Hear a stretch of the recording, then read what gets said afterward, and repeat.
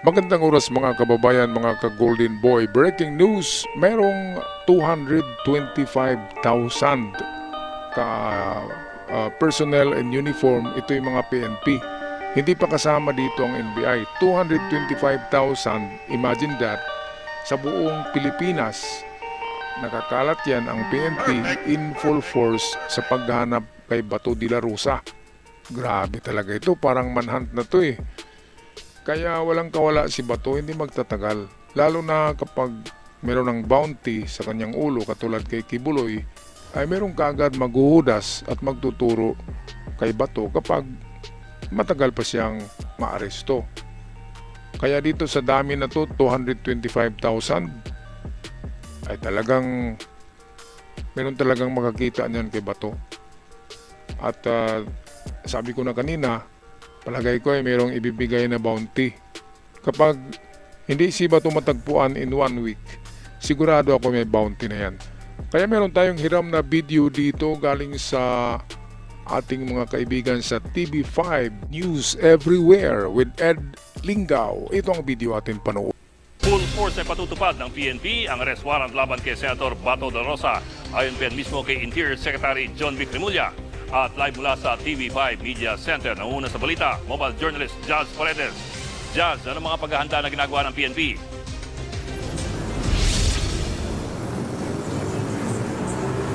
Bok 225,000 na pulis ang imobilize para hulihin si Senator Bato de la Rosa. Buong pwersa yan ng PNP ayon kay DLG Secretary John Vic Remulla. Hindi dinetalye ni Remulla kung natukoy na nila ang kinaroroonan ng senador. Ayon naman kay PNP Chief Jose Melancio Nartates, susunod sila sa direktiba ng DOJ na arestuhin ang senador.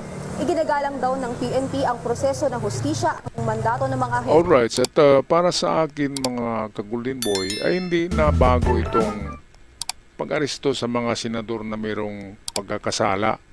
Diba, napakarami ng inaresto pero hindi naman sila tumatakbo. Katulad kay Bong Revilla, tumakbo ba? Nagtago ba si Bong? Hindi. Si Jinggoy Estrada, nagtago ba si Jinggoy? Hindi rin. Di ba? Robin Padilla, nagtago ba si Robin Padilla? Hindi rin. Lila de Lima, nagtago ba si Lila de Lima? Hindi rin. At iba pa, napakarami pang mga nakulong na senador, pero hindi sila nagtatago. Kakaiba talaga tong si Bato, no? Kasi kung wala siyang kasalanan, yung iba nga na nakulong, walang kasalanan katulad ni Lila de Lima, na frame up lang yan. Bakit nagpakulong siya, di ba?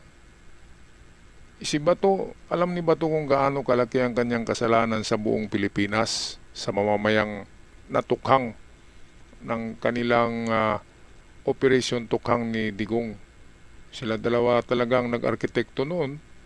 Si Digong ang utak, Bato de la Rosa ang itong nagpakilos ng PNP dahil siya nga yung general ng PNP sa panahon na yun.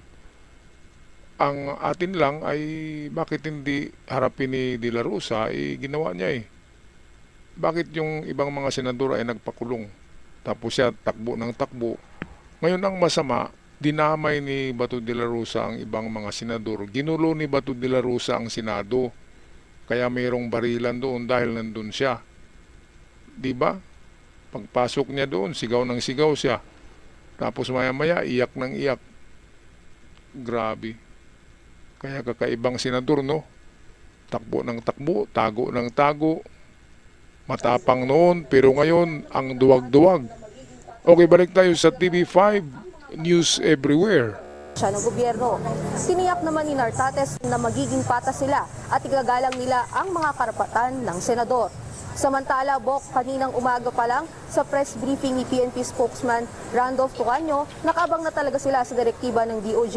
Narito ang pahayag ng PNP spokesman.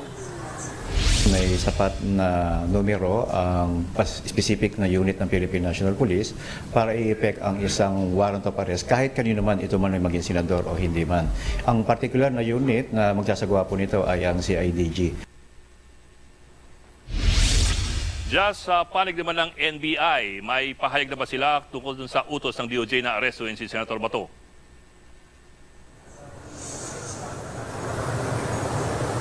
Bok, sa ngayon, sinusubukan pa nating hingin ang panig ng NBI, no? Pero nauna nang sinabi ni NBI Director Melvin Matibag na meron na silang isa kinaroroonan ni Senator Bato de la Rosa, pero hindi pa niya yan idinedetalye.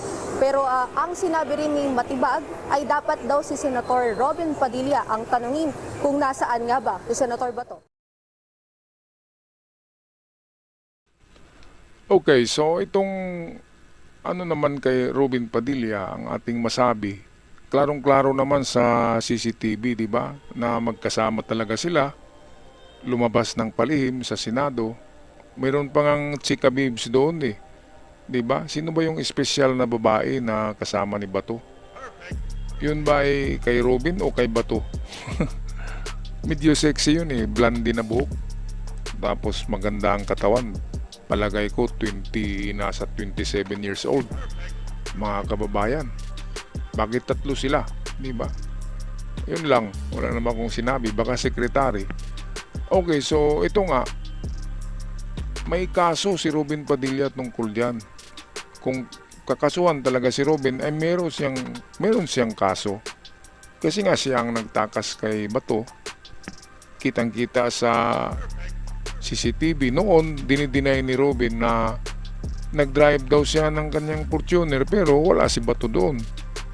Ngayon, sa pangalawang interview sa kanya, dahil ang alam niya ay meron siyang kaso, ang sinasabi niya na wala mo na siyang sasabihin kung nasaan si Bato, bahala na daw ang NBI magsabi.